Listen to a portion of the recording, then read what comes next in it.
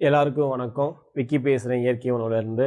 இந்த பதிவில் பிள்ளைக ஏன் பழம் சாப்பிட மாட்டேங்கிறாங்க, நம்மளுடைய சில்ட்ரன் பழம் சாப்பிடாம மறுக்கிறதுக்கு என்னென்ன காரணம். ஸோ மெம்பர்ஸ் ஃபோன் பண்ணும்போது சில மெம்பர்ஸ் தன்னுடைய வீட்டில் உள்ள பிள்ளைகளுக்காக பழங்கள் வாங்குகிறோன்னு சொல்லுவாங்க. நாங்களும் பழங்கள் கொண்டு போய் கொடுப்போம். கொடுத்ததுக்கப்புறம் பிள்ளைங்க ஆர்வமாக சாப்பிடுவாங்க. அடுத்து கொஞ்ச நாள் கழித்து போர் அடிக்கும். போர் அடிக்கிறனோனையுமே கொஞ்சம் கொஞ்சமாக சாப்பிட்றத குறைப்பாங்க. உடனே வீட்டில் உள்ளவங்களும் பழங்களை சாப்பிட மாட்டேங்கிறாங்க, வீட்டில் வச்சு வேஸ்ட் பண்ணுறாங்க, பழங்கள் வேண்டாம் அப்படின்னு சொல்லி என்ன செஞ்சுருவாங்க, டிஸ்கன்டினியூ பண்ணிடுவாங்க. உண்மையிலே பிள்ளைங்க தான் காரணமா பழம் சாப்பிடாமல் இருக்கிறதுக்கு? பேரண்டிங்கை பொறுத்த வரைக்கும் பேரண்டிங்கை பொறுத்த வரைக்கும் 2 வகை இருக்குது. ஒன்று நான் சொல்கிறத செய் அப்படிங்கிற பேரண்டிங் ஒன்று. இன்னொன்று நான் செய்கிறத செய் அப்படின்னு சொல்கிற பேரண்டிங். இந்த பழங்களை டிஸ்கன்டினியூ பண்ணுறவங்கள பார்த்தீங்கன்னா, அந்த கேட்டகரியை பார்த்தீங்கன்னா, மெஜாரிட்டி எதில் இருக்கும்னா, சொல்கிறத செய்யுங்கிற கேட்டகரி. அதாவது என்னென்னா, வீட்டில் அப்பா அம்மா பழங்கள் சாப்பிட மாட்டாங்க, வீட்டில் யாரும் பழங்கள் சாப்பிட மாட்டாங்க. ஆனால் பிள்ளைகளை மட்டும் நீ பழம் சாப்பிடுன்னு சொல்லுவாங்க. அந்த குழந்தை எப்படி சாப்பிடும்? நீங்கள் சாப்பிட்டா தான் அந்த பிள்ளையும் அதை பார்த்து சாப்பிடும். நீங்கள் சாப்பிடாம அந்த பிள்ளையை மட்டும் சாப்பிட சொல்லி சொல்லும்போது எப்படி, எந்த நம்பிக்கையில் அது டெய்லி ஃபாலோ பண்ணும்? நீங்கள் 3 வேளையுமே சமைச்ச உணவை, செத்த உணவை நல்லா வெரைட்டியாக சாப்பிடும்போது அவங்களுமே அதை பார்த்து கண்டிப்பாக என்ன செய்வாங்க, ஆசைப்படுவாங்க. அப்போ அவங்களும் ரொம்ப ஈஸியாக என்ன செஞ்சுருவாங்க, பல உணவுலேருந்து ஈஸியாக டிஸ்ட்ராக்ட் ஆகிடுவாங்க. இந்த 2வது கேட்டகரி இருக்குல்ல, நான் செய்கிறத பார்த்து செய் அப்படிங்கிற பேரண்டிங், இதுதான் 100% சக்ஸஸ் ரேட் ஆகும்.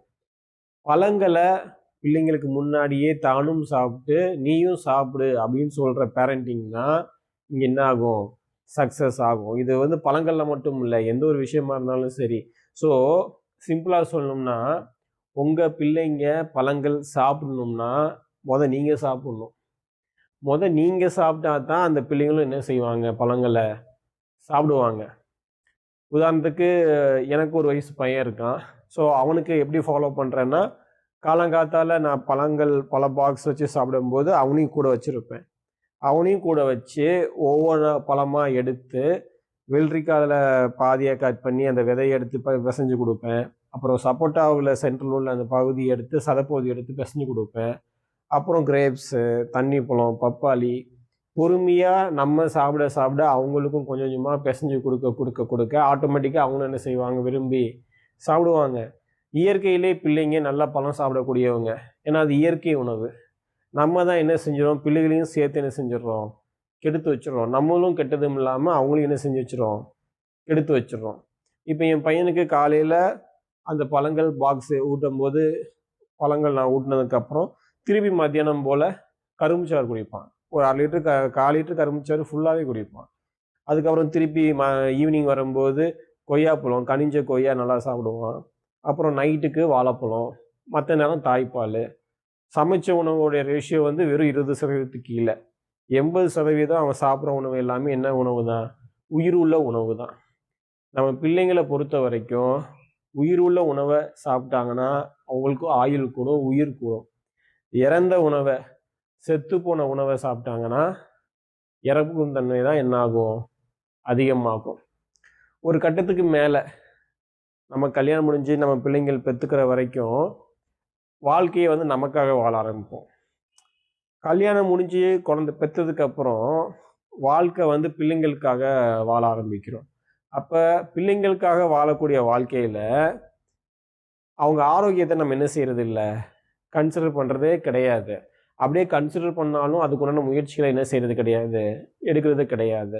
நானும் நிறையா பேரண்டிங்கில் பார்த்துருக்கேன். கடைகளில் போய் ஸ்நாக்ஸ் வாங்கி கொடுப்பாங்க, இது வாங்கி கொடுப்பாங்க, கேக்ஸு, பிஸ்கட்ஸு நிறையா வாங்கி கொடுப்பாங்களே தவிர பழங்களை வாங்கி தரவங்க ரொம்ப ரொம்ப ரேஷியோ என்னவாக இருக்கும், கம்மியாக இருக்கும்.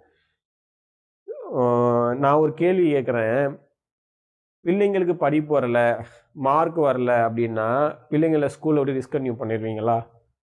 பண்ண மாட்டீங்கல்ல.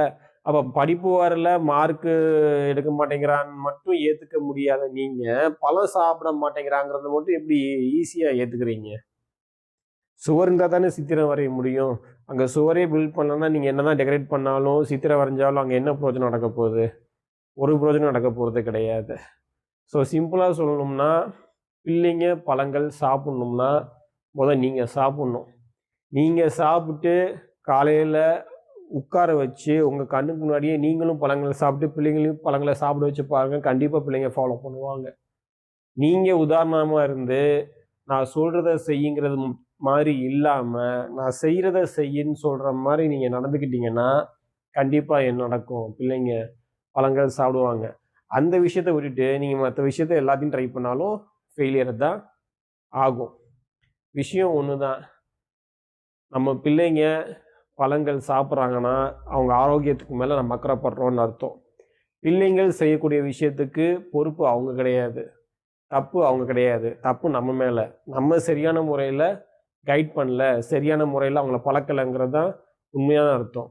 ஸோ பிள்ளைங்கள் பழங்கள் சாப்பிட்லன்னா அந்த தப்பு வளர்த்த நம்ம மேலே தான் என்ன ஆகும்?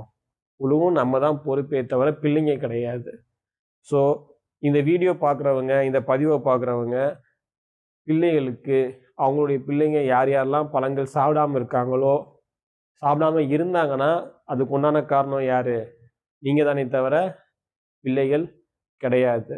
பிள்ளைங்க மார்க் வாங்கலை அப்படின்னா மட்டும் ஏற்றுக்க கொள்ளாத நீங்கள் பழங்கள் சாப்பிட்லங்கிறத மட்டும் ரொம்ப ஈஸியாக என்ன செய்கிறீங்க? ஏற்றுக்கிறீங்க. நம்ம அவ்வளோதான். நம்ம ஆல்ரெடி கெட்டு போயிட்டோம். பாதி கிணத்தை தாண்டியாச்சு. ஆனால் அடுத்து வர தலைமுறைக்காச்சும் ஒரு நல்ல உலகத்தையோ இல்லை நல்ல உணவு முறையை விட்டுட்டு போக வேண்டாமா? நம்ம தாத்தா இருந்த ஆரோக்கியத்தில் நம்ம இல்லை, நம்ம இருக்கிற ஆரோக்கியத்தில் நம்ம பிள்ளைகள் இல்லை. இப்படியே போச்சுன்னா விளங்கிடும். ஸோ இந்த பதிவு மூலிமா பிள்ளைங்க பழம் சாப்பிட்றது எவ்வளோ முக்கியம் அப்படிங்கிறத பற்றி பார்த்தோம். ஸோ இதை பார்த்தாவது இனிமேலாவது பிள்ளைங்களுக்கு பழம் சாப்பிட்றத ஒரு முக்கியமான விஷயமாக கன்சிடர் பண்ணுவீங்கன்னு நினைக்கிறேன்.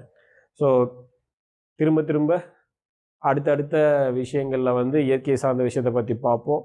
பழங்களை சாப்பிடுங்க, ஆரோக்கியமாக இருங்க. நன்றி, வணக்கம்.